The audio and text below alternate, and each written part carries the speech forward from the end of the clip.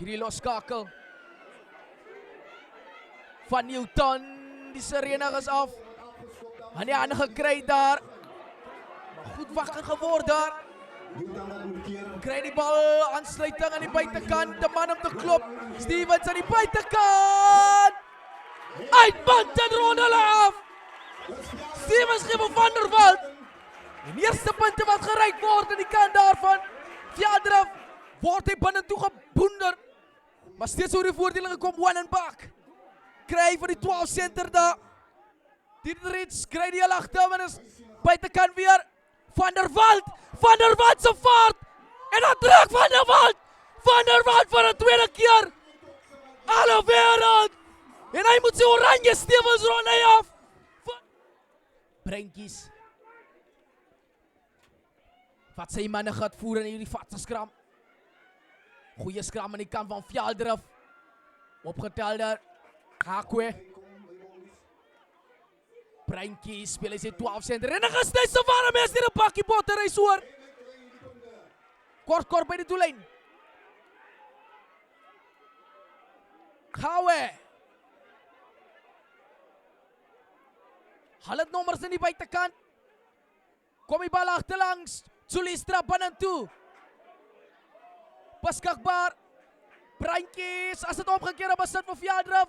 Maar hy pak hom op en dan gaan hy hoor. Baie gemaklik. Tweede keer waar hy 'n bal aanslaan op pad doellyn toe.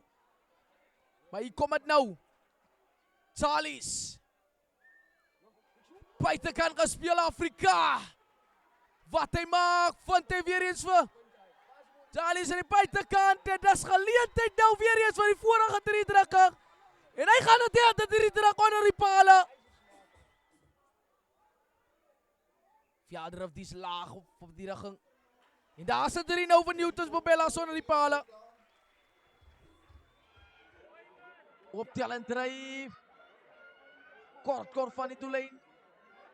Aangedryf, baie harder gesit hierdie voorhy. Van Bobellas.